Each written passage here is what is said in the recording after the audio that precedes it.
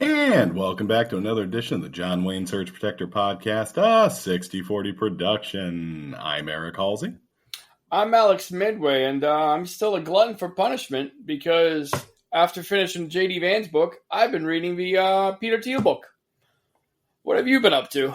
Evidently watching my best friend groom himself. Yeah. It's actually getting into some of the grooming, but like one of the things I found out, like they're currently in the part where they're talking about Palantir. Do you know what that means? I don't. These mother effers have been shoved into so many lockers, but now they're cool. Palantir is from The Hobbit. It literally refers to, let's see, where was it? A magical, indestructible crystal ball used for far-sighted communication and scene events. So it's essentially just a magic 8-ball. And Palantir was actually wielded not by the heroes of the actual books. It's wielded by the evil people. I'm gonna make an assessment here. I figure after your last couple of book choices, I feel like you're a good guy, but you're like, I just need to know why these people love heroin so much, and you're talking yourself into trying it, and you're gonna end up just like, I don't know, this Trump guy's making a lot of sense. I told you, man, I get another 2 sets of commas in my bank account, so I'm up to $10,000, well, $100,000, and that'll be the last time you hear from me. I'm selling out, just MAGA hats, yelling about like immigrants, like blood of this country, the soil of the people. Like, yeah, I'm all in. Well, you know what? We all have something to strive for. When I was a young boy, I wanted to grow up to be a shill. Trump's NSA listening to this podcast, their ears just perked up when you said young boy. Yeah, a young boy. Did one of them escape from the island? Allegedly. So, let's jump right into the Tesla ticker. Not too much movement here. It was 326 on Tuesday. It was 322 about an hour ago when I was writing this, and I checked it right before we went on, and 319. So head in the right direction, down. Couldn't happen to a better guy. Oh no, it's a shame. It's a shame, but. And we have a little bit more movement in the Ukraine news. So, little Marco... Full-blown peace? We are getting very close to it. We are close to... Almost promise kept. Correct. We are closer today than we were yesterday. So, little Marco Rubio, who went from admitting that war crimes have been committed in Ukraine, but would not call Putin a war criminal, has done something that no senior U.S. official has done since back in 2021 when it was Anthony Blinken. Was it peace in Ukraine? I think I already told you it's not. He came out and congratulated Russia on Happy Russia Day.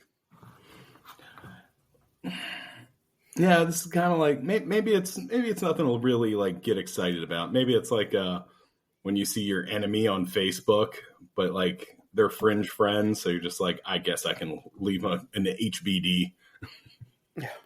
Oh, no, he did more than an HBD. He's out there just praising. Them knees were visibly hurt after this was done. And in the past, he's come out and said things against Putin. And then he became a eunuch in the administration. And now he's sucking up to a Soviet daddy. Oh, well then disregard. I tried giving you an out, Marco. Yeah. I actually... I found this one on a website called Moscow Times, which it says without laughing is 30 years independent news from Russia, which is hilarious anytime I see that. Seems legit. Yeah. So some of the other stories on the website, it's grabbed my attention and I chuckled a little bit.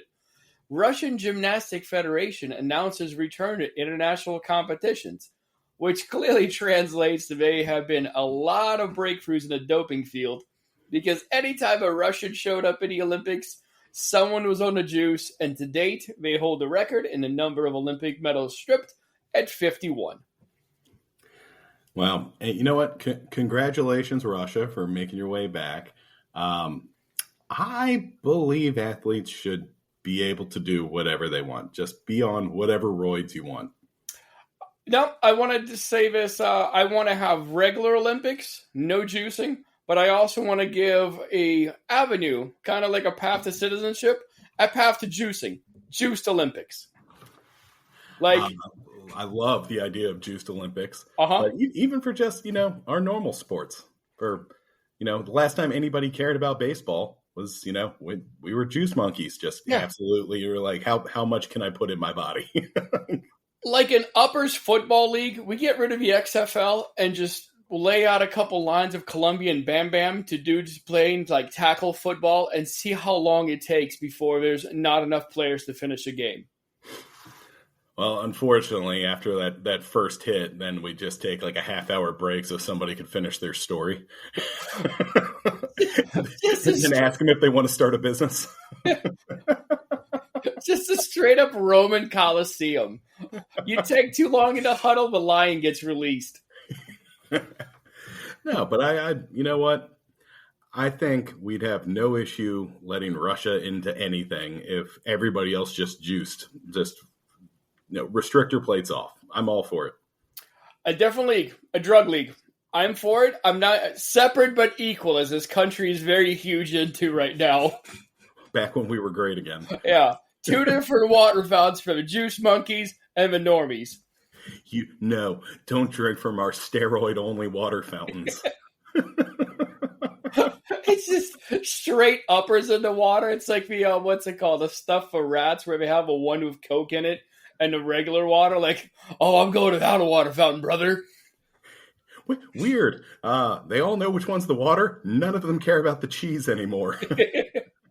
It's just nothing but fights breaking out next to it. Mouse just angrily scratching at his back, on his chest. Like, oh no, man, I'm not even hungry. It's weird. I'm good. So, sidebar that one. But another story on this website was that the FSB said it foiled an assassination attempt on a Russian war veteran. If anything, it was probably a different department of the FSB who was actually doing the strike, and their ineptitude resulted in it not happening. So, yeah. Well, if you can depend on dictatorship to do one thing and one thing only, it is they will eventually cannibalize themselves. Just sponsored by Benny Hill music. So, going back to the origins of the story. So, if you need to find out what Russia Day is, I personally, I was born in the Soviet Union, but I had no idea about Russia Day.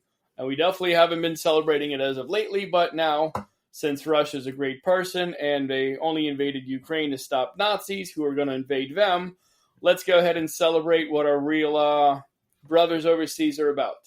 It's observed annually on June 12th. It commemorates the country's 1990 Declaration of Sovereignty and the start of a constitutional reforms in the final years of the Soviet Union.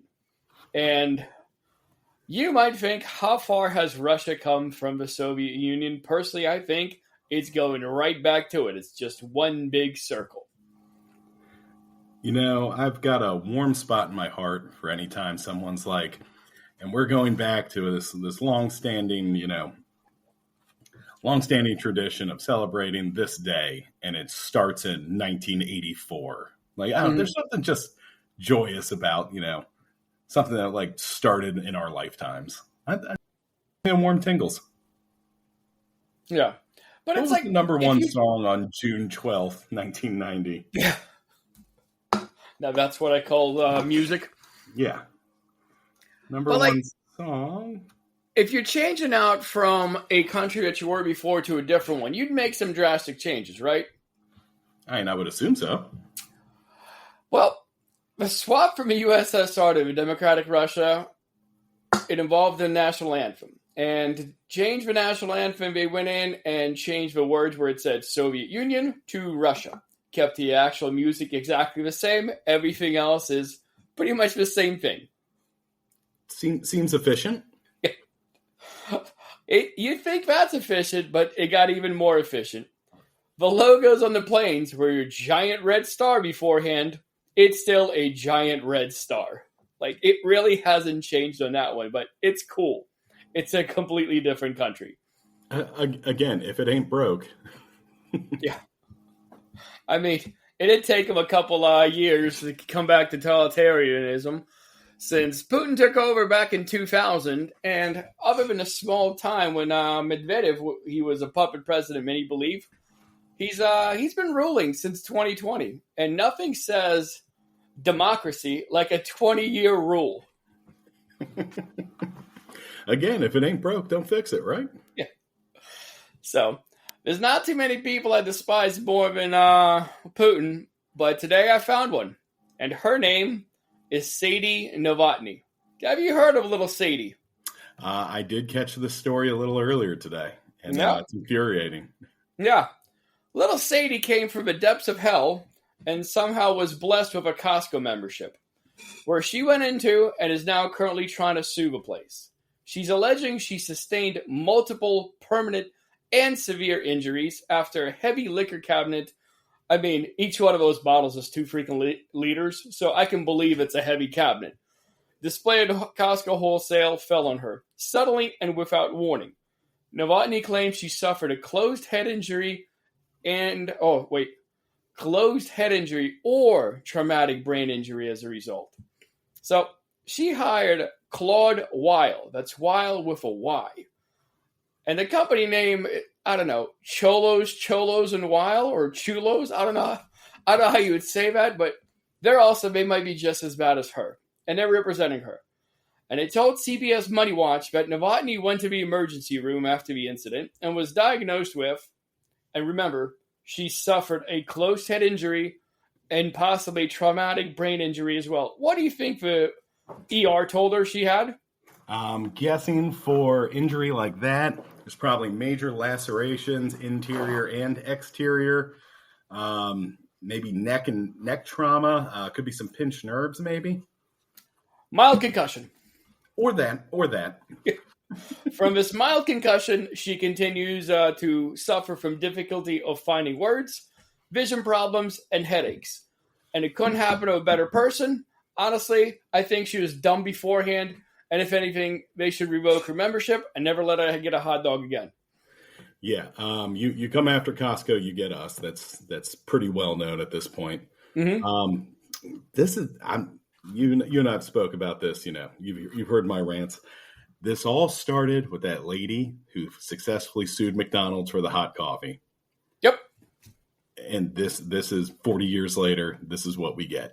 People coming after my $1.50 hot dog and soda combo. Swear to God, if she's the reason it goes to $1.75, we riot. She's getting doxxed. We're putting up info. I didn't think I was going to survive the Matthew Spurlock screwing me out of the supersize option at McDonald's. But I persevered. I am not doing this. If this lady if they add a cent to that hot dog soda combo, I'm going to make it look like LA. Yeah. I don't know why Spurlock needed to make it. Like, we don't need a study telling you that eating garbage for breakfast, lunch, and dinner is going to have negative effects on you. Like, that didn't need to happen. I like to think of myself as a halfway decent person. There's been like 4 people that I can remember over the past 20 some odd years that I've just anxiously waited with bated breath to get that notification that they're dead. And he was one of them. It was a glorious day. You know what? I went out of my way to eat McDonald's that day. That guy did so much damage to me and my wallet. What's it called? A while back, they did a study. Apparently, like, they just started putting calories on all the meals. And like, yeah, this is going to make people figure out like which meals are bad for you, and they're going to stop eating the bad stuff. And it actually backfired because people like, well, if I get the McGriddle, I get 800 calories for $4 versus where I get something else where I only get 300 calories for $6. So more people started eating garbage people food. Yeah, and you know what? If I'm at a McDonald's, there's a 90% chance at my advanced age that it's because I already had 19 beers in my system. Like, I don't care. Just give me the 39-cent option to make this 40-ounce drink a 5-liter bucket. Like, I want to eat this out of a trough. There's already enough damage done today. Like, what more can you do to me? Like, let's just back it all on. Yeah, I hope that guy's resting in piss. Yeah. So, perfect segue for the next moment. Old PD Pete Hegseth keeps coming up in the news. Speaking of binge drinking. Yeah! So, he showed up to the, what's it called? The House Armed Services Committee hearing, and someone forgot to Irish up their coffee because he was not on top.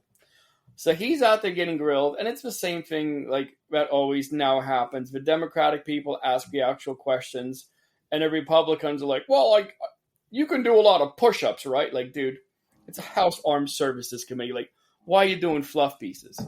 And this is no different because Mike Turner of Ohio saw that PD Pete was being asked about his job, and we can't be having that. We don't do accountability or fact-checking in this administration.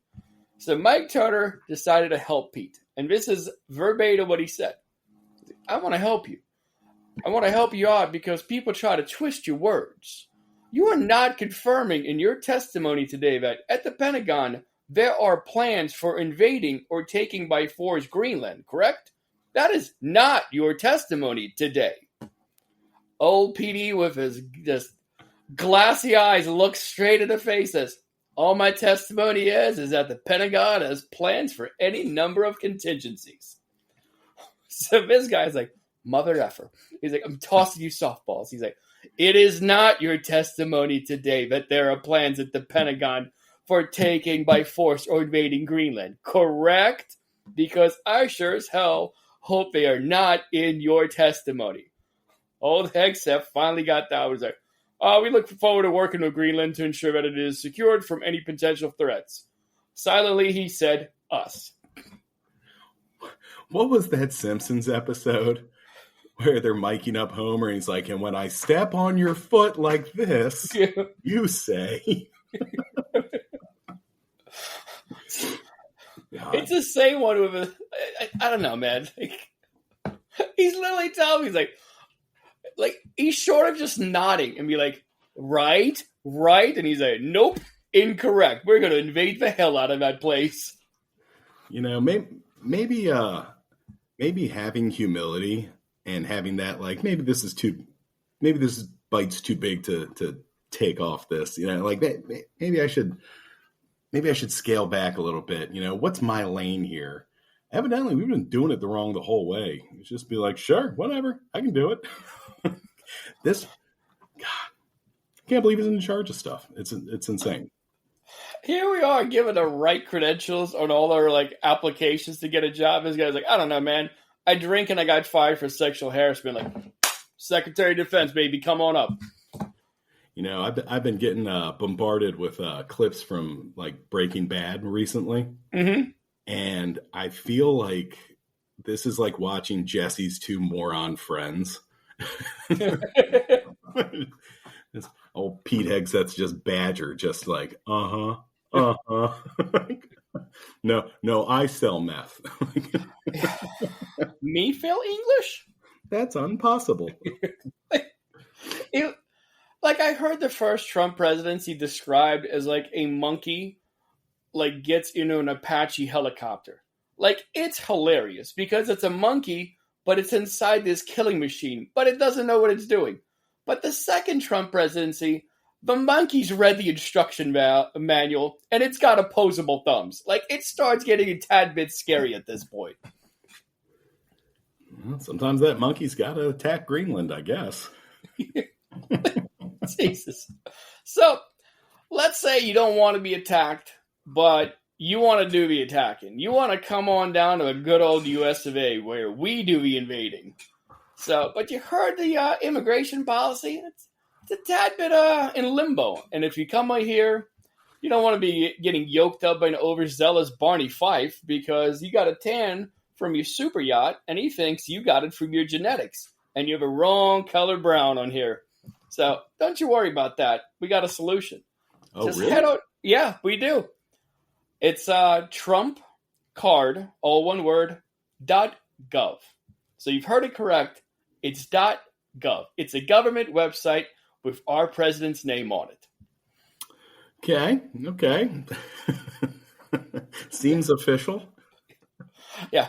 Pause it right now. Go take a look at it. It actually it legitimately exists. It's 5 milli. There's a little bit of a waiting list right now because people are signing up, and I honestly hope it's nothing but a giant troll farm from Anonymous. But I'm guessing there's some legit ones. Some couple more pedophile, like alleged women rapists, like the Tate brothers, are coming over. But it's got the card itself is gold because our fearless leader loves it, and it's got the president's face, and it's the same one as the mugshot that he had when he surrendered to the police, and then went on and just made a bunch of T-shirts that said "Never Surrender," and people like, "Hell yeah, brother, never surrender!" Like that's your picture, surrendering to the police. Like, but it says "Never Surrender." Like, I don't know, Hunter Biden. Lock her up. Yeah. Emails.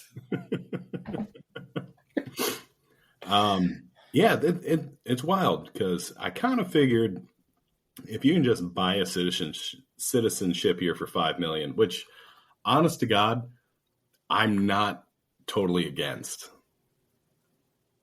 There's a little bit of vetting that needs to happen, but I mean, I'm not against it. But I feel like that should be something that like has to go through the House and Senate and like get passed and not have your specific name on it. It's kind of like how Obamacare was the Affordable Health Care Act and not just Obamacare. You know what I mean? Yeah. There was no website that said Obamacare.gov. Yeah. As far as vetting, if you're opposed to that, or how about a $7 million one, no questions asked? Well, that's just smart business, evidently. I mean, also, I'd love to know where these funds, I'd love to trace these funds and where they actually go. Don't ask, no questions. Yeah, guarantee it. So, this is also the same guy who wanted his face on the COVID relief checks. So, families were waiting for their relief checks. They needed this money to keep going because they can't go to work. And he wanted his signature on there. And technically, he needs the practice because he doesn't really write checks for the employees building his properties, and they still go bankrupt. So, I don't know. If you don't pay for the construction, you would imagine you have a little bit more wiggle room when it gets made. Now, I say we should, if he wants to hold it to sign his name, that's fine. I'm okay with it. But he can't auto pen it. He has to sign every single individual one of them. That's fine, but it's going to a very select few people. Anybody living on MLK Boulevard, it sure as hell ain't getting one from him. Also, he made such a big deal out of it. How many people do you think actually got physical checks versus it just got deposited? Yeah, it just goes straight into your account. I never understood that, man. But it's got to be something like 80% of people it just gets deposited, right? I'd say higher. I mean, you need a bank account to do almost anything nowadays. So I don't know. It just makes it quicker. But it just kind of seems like such a. You don't see that check. You don't see it. Yeah, doesn't matter. Also, I don't know if it counts if it's in Sharpie. Yeah, I mean, the guy just wants his name on everything. But some of the things he's putting his name on have gone bankrupt. So next time someone tells you about the acumen of his business tycoon, remind him of the Trump Taj Mahal, 1991. Trump Plaza Hotel and Casino, 92. The Plaza Hotel, 92. Trump Castle Hotel and Casino, also 92. It was a bad year in 92. Then he took a little bit of a break, but we got to play the hits. Trump Hotels and Casino Resort, 2004, and Trump Entertainment Resort in 2009. All of those places declared bankruptcy, and you notice how a large amount of them is a casino. The guy bankrupts casino. You have to work overtime to do that. Yeah, I've been told that is physically impossible. Like the house always wins, man. Like that's the way it should be. Yeah, that's how blackjack works. Whatever. All right, let's do something positive right now. It's when you think of blue states, name a couple. Jump to the top of your head. California. Maryland. And New York. All viable answers. It was not on my bingo board, but Omaha goes blue. Douglas County Treasurer John Ewing Jr. became the first Democrat to lead the largest city in Nebraska in roughly a decade. He's also the first elected black mayor in the election's history, and he won by a double-digit margin. And the previous person who was there, she had already won 3 nonstop. And this place was red as red can be. And right now, blue. Oh, you know what? Mazel tov. Congratulations. Mm-hmm.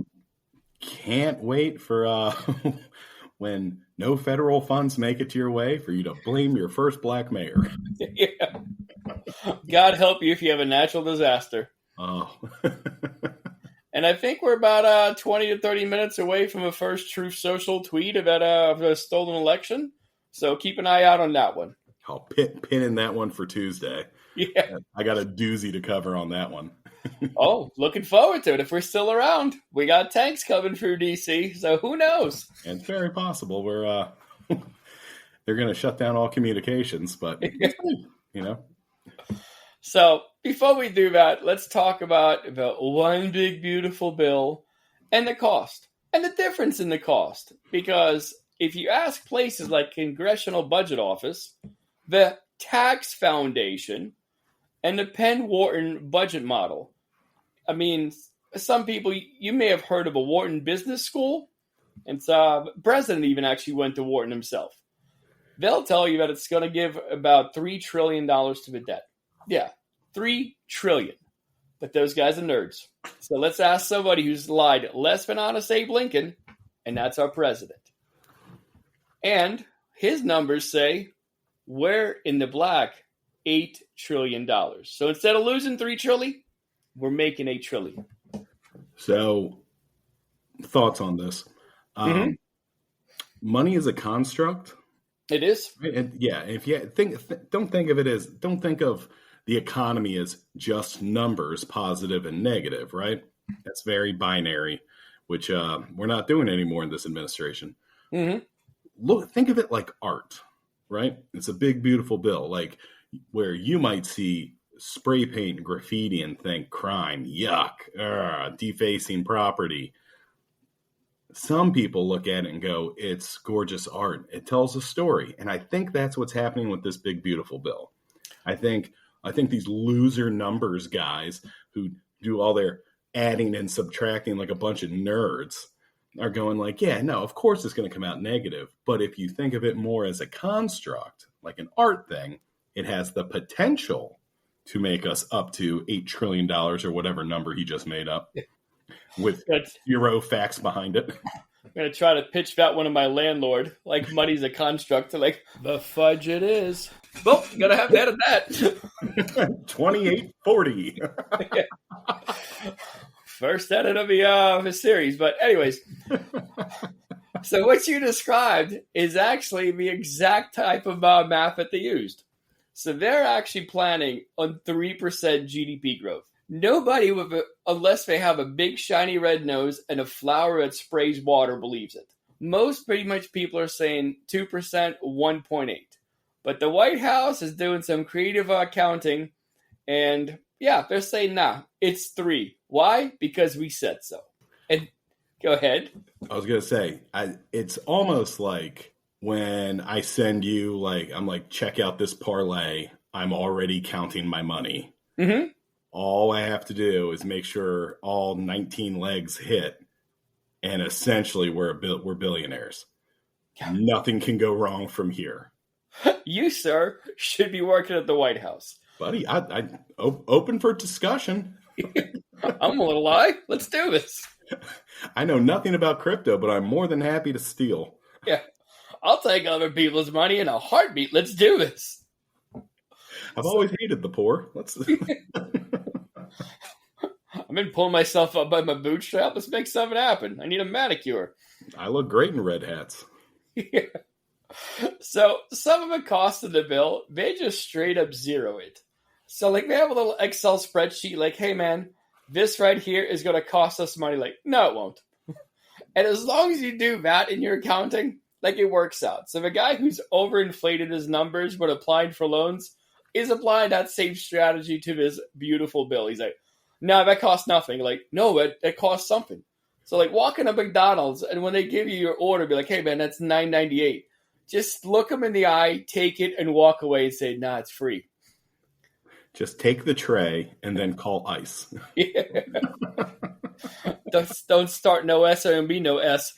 This is essentially, you remember the first run of terror where he's holding the map showing where the hurricane's going to hit and then just Sharpied it on over. Yeah. He's RFPing it. Is that the one where it looked like a phallic object?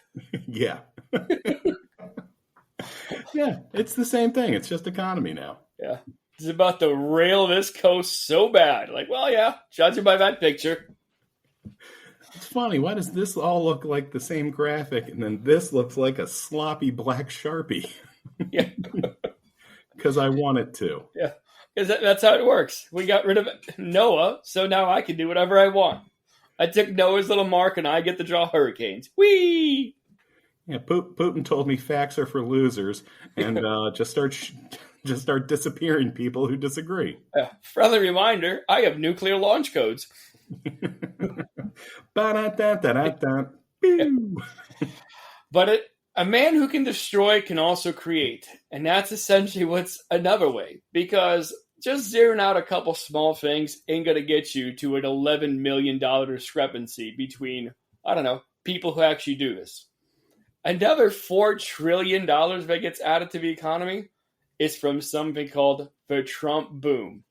And I fully believe there's going to be a Trump boom.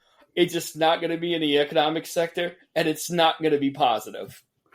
The only way the Trump boom works, evidently, is if Greenland's holding on to $11 trillion that we are just going to take from them when we invade.